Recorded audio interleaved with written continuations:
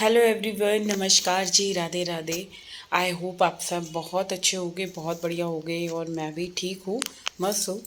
तो जी ये वीडियो है कल का, और कल कर ली मैंने जो है अपनी किचन क्लीनिंग।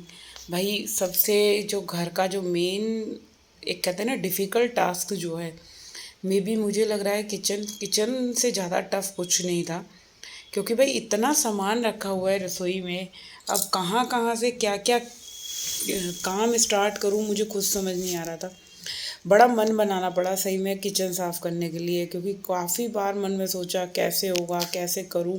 क्योंकि आप एक अकेले इंसान हो ना, अकेले इंसान पड़ जाते हो ना जैसे काम करने के लिए, कोई हेल्प करवाने वाला नहीं है तो बहुत ज़्यादा परेशानी होती है। तो चलिए अभी जो है बच्चों को स्कूल भेज दिया था, दोनों गए हैं, एक कॉलेज गया एक स्कूल गया, क्योंकि कार्तिक के कॉलेज में तो फेस्टिवल चल रहे हैं, वो दिवाली फेस्टिवल वगैरह था कुछ, तो वो गया कॉलेज, डुग्गू स्कूल गया है।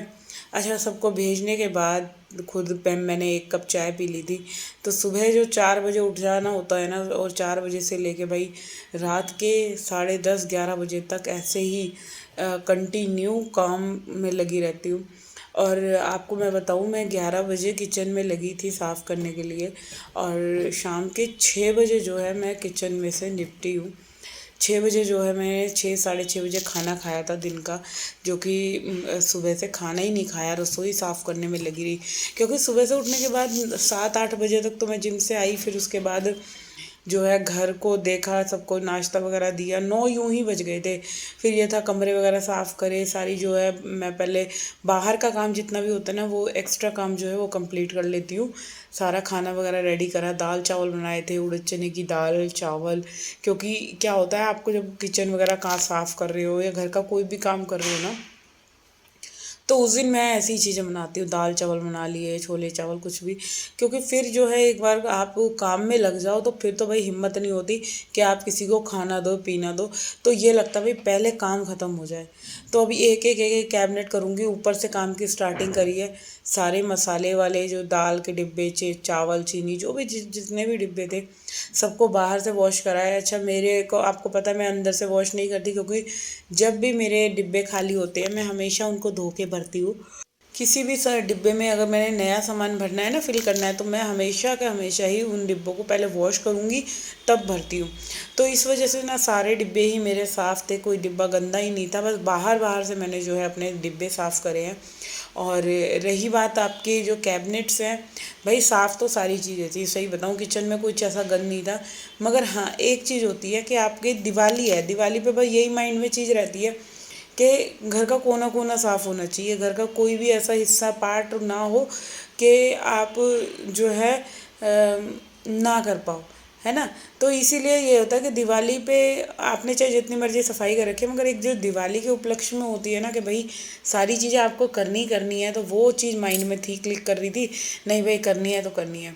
अच्छा, किचन साफ़ करते करते ना मैंने साथ के साथ जो है कि जितनी भी मैंने रैक्सीन वगैरह बिछा रखी थी ना किचन के अंदर, सबसे पहले निकाल के मैंने वो ही वॉश करी और सूखने के लिए डाल दी थी।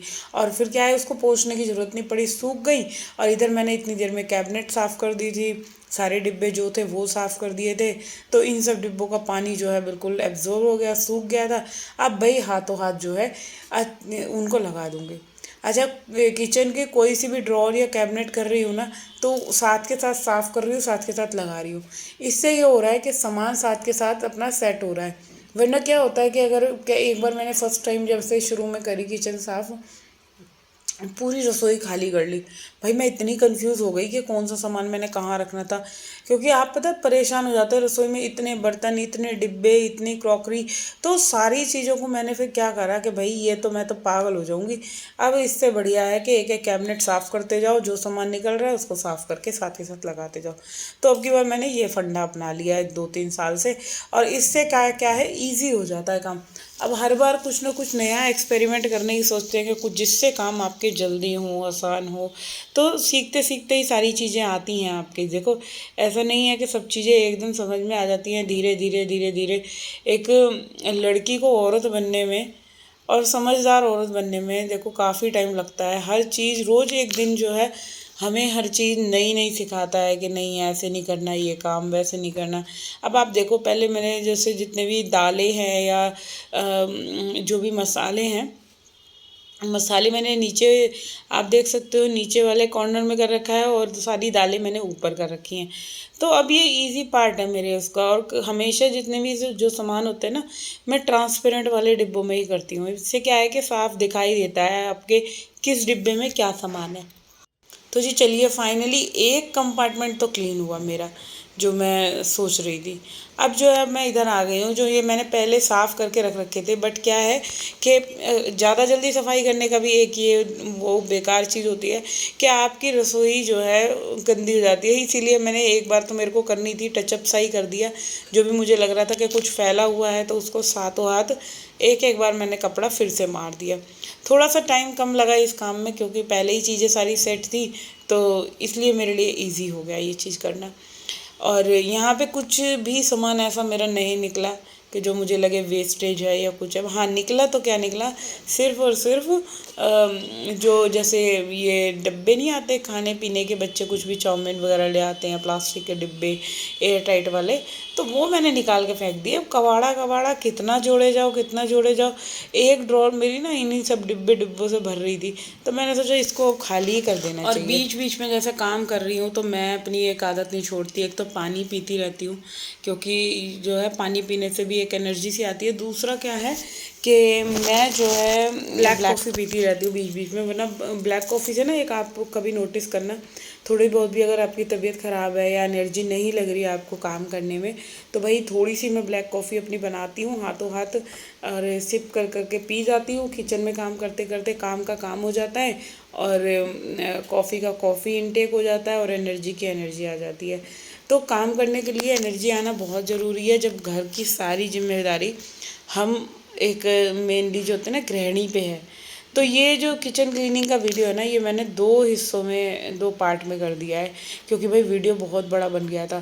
फिर मैं यही सोच रही थी यार, इतना बड़ा वीडियो मैं कैसे ही अपलोड करूँगी, एडिटिंग करने में भी काफ़ी टाइम लग जाएगा।